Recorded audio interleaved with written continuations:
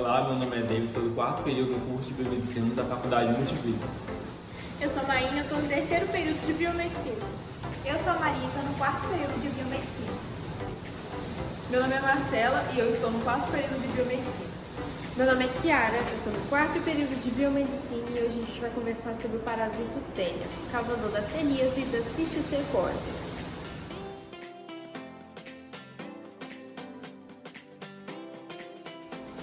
Teníase e cisticercose, o ciclo de vida.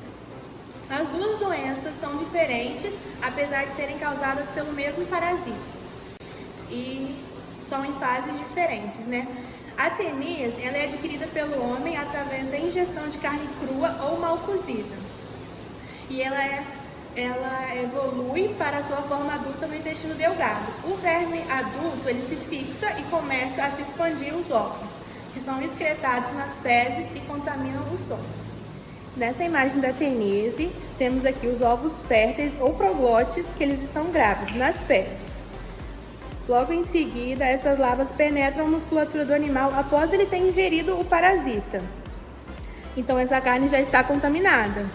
O humano se infecta após a ingestão dessa carne, que é mal cozida ou crua, né? Depende da maneira que foi ingerida. A cisticercose.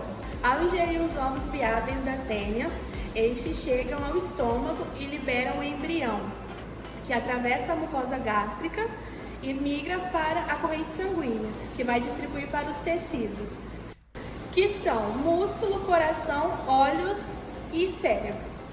Temos aqui agora a imagem da cisticercose.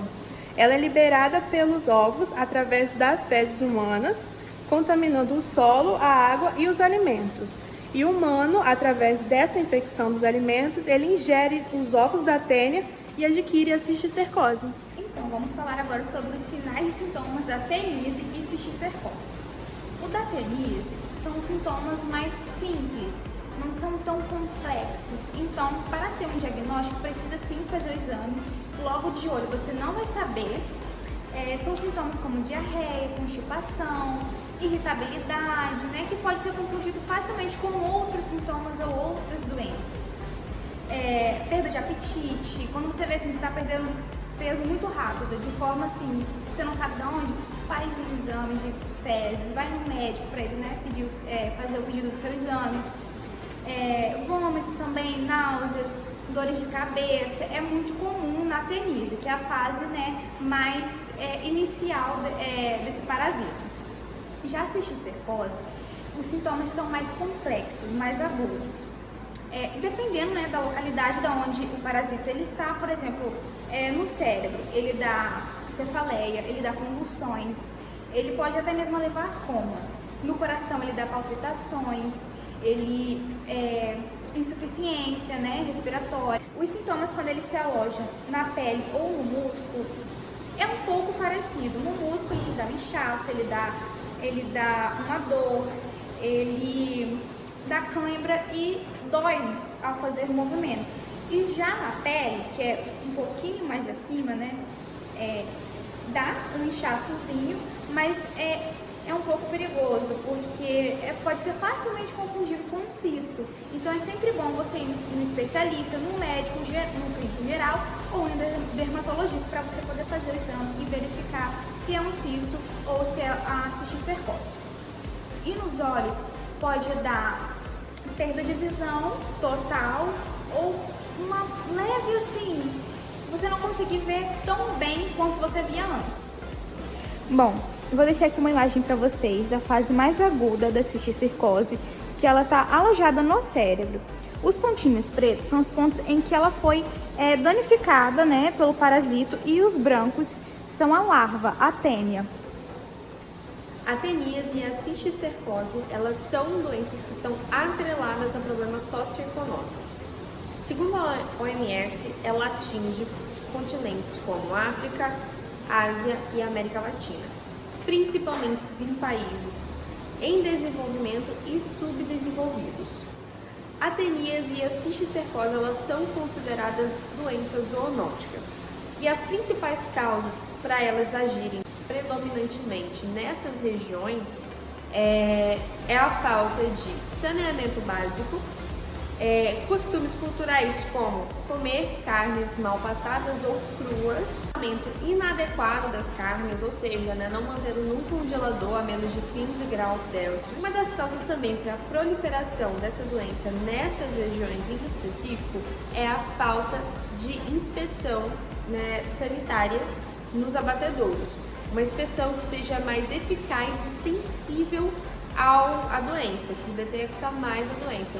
Em regiões mais desenvolvidas, a inspeção é mais bem feita e bem mais rigorosa. A teníase pode viver no intestino do ser humano cerca de 25 anos. E existem casos atualmente da tênia encontrada no cérebro do ser humano por 10 anos, ou alojada lá por 10 anos. Também diz que ao redor do mundo essa doença infecta 70 milhões de pessoas atualmente. E 50 mil pessoas morrem por ano devido às sequelas dela. O diagnóstico dessas doenças são muito simples. Para diagnóstico da teníase, a gente faz ou o exame de fezes, exames parasitológicos de fezes, ou a gente pode também localizar pelo soro sanguíneo, procurando anticorpos. No exame de fezes, a gente procura ovos ou pedaços da teníase. Os ovos são mais difíceis de encontrar porque eles liberam menos, já os pedaços são mais fáceis. No caso, para encontrar os ovos, é recomendado que faça o exame de fezes 3 vezes, colhendo em 3 dias diferentes. Porém, nesse caso, o custo-benefício fica menor. No caso da cisticercose, a gente pode procurar tanto com uma tomografia ou uma ressonância magnética. Nesse caso, a gente procura mesmo as larvas que vão estar nos tecidos, tanto no cérebro, músculo ou pele. No caso do olho, ele pode também ser diagnosticado pelo exame de fundo de olho. O tratamento da teníase é feito por medicamentos via oral. A gente tem o mebendazol, que é 200 mg 2 vezes ao dia por 3 dias. A niclosamida, ela é para adultos e crianças até 8 anos, 2 gramas. E crianças de 2 a 8 anos, 1 grama, que é dividida em 2 tomadas. O praziquantel é uma dose única de 5 a 100 mg por quilo de peso corporal. O albendazol é 40 mg por dia durante 3 dias. A neurocisticercose, a gente utiliza 2 medicamentos juntos. O praziquantel, na dose de 500 mg por dia, por quilo, por dia, durante 21 dias. Porém, ele tem que ser associado a um anti-inflamatório, porque como vai causar a morte dessas larvas, vai causar um processo inflamatório que pode causar dores. Então, a gente usa a dexametasona para reduzir a resposta inflamatória. Na neurocisticercose, o uso de anticonvulsivantes também se impõe, porque cerca de 62% dos pacientes desenvolve a epilepsia durante o tratamento ou até a paralisia do sistema nervoso central. O controle dessa doença é feito muito simples. O primeiro ponto é o consumo correto de carne, comer carne não mal passada ou crua e sempre ver a origem dessa carne, ver se onde ela foi abatida, se há uma inspeção nesses abatedouros. A fiscalização também de produtos vegetais. Porque às vezes a gente compra uma hortaliça, não lava direito e essa hortaliça foi regada com água dos rios, que provavelmente cai esgoto por conta da falta de saneamento básico que existe no nosso país e nos outros também que essa doença é vista. Os portadores dessa doença também têm que ter um controle de si. Por quê? Eles têm que ter pelo menos um mínimo de higiene pessoal para não contaminar outras pessoas. Higiene pessoal de que tipo? A principal é ir no banheiro e lavar as mãos. Eu vou falar um pouco sobre a fisiopatogenia da tênia, onde eu vou englobar um pouco sobre o modo de alimentação, a estrutura dela e como ela se desenvolve no organismo. A tênia em si, ela também é chamada de solitária, por causa do seu desenvolvimento, ela impossibilita o desenvolvimento de outro tipo de parasita, tanto é por causa do seu tamanho. A tênia ela pode chegar aproximadamente de 2 a 5 metros de metro. E isso impossibilita, tanto por causa do seu meio de alimentação e pelo seu tamanho, que ocupa praticamente todo o intestino, ela impossibilita o surgimento, né, a aparição de outro tipo de parasito na região. A tênia, na sua forma adulta, ela possui uma cabeça, né, que é chamada, né, de scólex, e nesses scólex, tanto na saginata quanto na tênia sólida, possui 4 ventosas. Essas ventosas, elas ajudam a aderir na parede do intestino. Apenas, né, uma forma de diferenciar a tênia sólida da tênia saginata é que a tênia sólida, além dessas 4 ventosas, ela também possui um conjunto de ganchos que fazem com que a tênia sólida se adere ao intestino com maior fixação. E com essa maior fixação também, conjunto, né, com a motilidade do intestino e por causa dessas ventosas, desses ganchos, ocorre também ali um processo inflamatório crônico, que pode acarretar em lesões no tecido do intestino.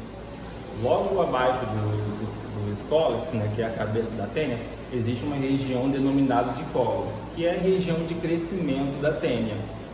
Logo abaixo, né, do colo existe, voltando, né, e essa região de crescimento ocorre, né, por divisão mitótica. É ali nessa faixa onde a tênia se desenvolve que ela chega até o tamanho, né, que geralmente é encontrado, né, entre 2 a 5 metros.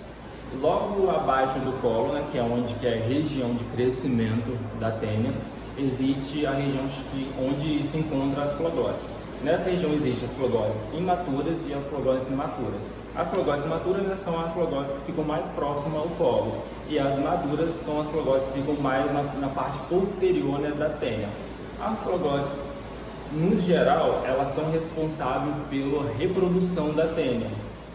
As cloglotes, né, que é onde se localiza o sistema reprodutor da tênia, ela tem tanto o sistema reprodutor feminino quanto o sistema reprodutor masculino, tanto é que ela é considerada um parasito hermafrodita, por possuir esses dois sistemas reprodutor. Então ela não necessita, né, de um outro parasito ali para poder se disseminar e se reproduzir.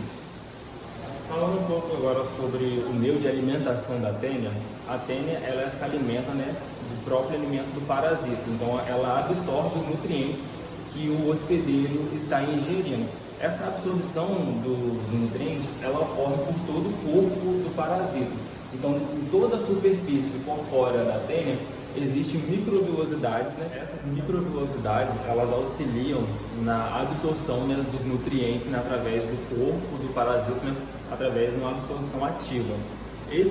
Essas microvilosidades, elas são chamadas de micróticos, que são responsáveis, né, por essa absorção. Falando um pouco também agora sobre a proglote em si e sua estrutura, né, de reprodução, dentro do interior da proglote, né, como a gente falado anteriormente, que elas são consideradas hermafroditas, né, porque elas possuem tanto o sexo masculino, tanto o sexo feminino. Então ela possui os dois reprodutores dentro de uma estrutura só.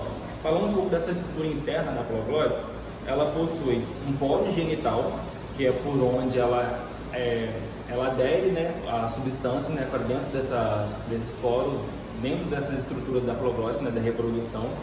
Ela possui uma vagina, um útero, um cordão nervoso, um ducto excretor, o ovário e a glândula de casca, que é onde, né, os óvulos vão ficando reservados. É interessante também falar que quando a proglote, né, começa o seu período de reprodução, onde ela começa a produzir os óvulos, o sistema reprodutor masculino, ele vai deixando de existir, ele vai perdendo a sua função para poder deixar espaço para poder conter os óvulos. Falando um pouco agora também sobre a morfologia do ovo da tênia, ela é uma estrutura, né, redonda. Ela possui duas membranas, né, uma membrana interna quanto uma membrana externa. É por isso que o ovo da tênia ela possui uma maior resistência no ambiente interno. Por isso que os ovos da tênia, quando é expelido pelo hospedeiro, ela pode resistir no ambiente por muitos períodos, por causa dessa membrana interna e externa que dão uma maior proteção ao embrião. A membrana externa ela é um pouco mais espessa e estriada e ela possui uma cor amarronzada, que é fácil de identificar no microscópio. Então, no geral, os ovos da tênia, da tênia, ela é um ovo esférico, né, de 30 milímetros de diâmetro, então é difícil de diferenciar através do ovo se é um de tênia sólido ou de tênia saginada. Ela possui, né, 6 óculos, né, que são tipo uns ganchos que tem no ovo, que ajuda a aderir no tecido. E além, né, também possui essa casca marrom estriada, né, que é praticamente uma das maiores características quando você vai olhar no microscópio de identificar os ovos da tênia, por ela ser bem arredonda e possuir essa casca espessa e estriada.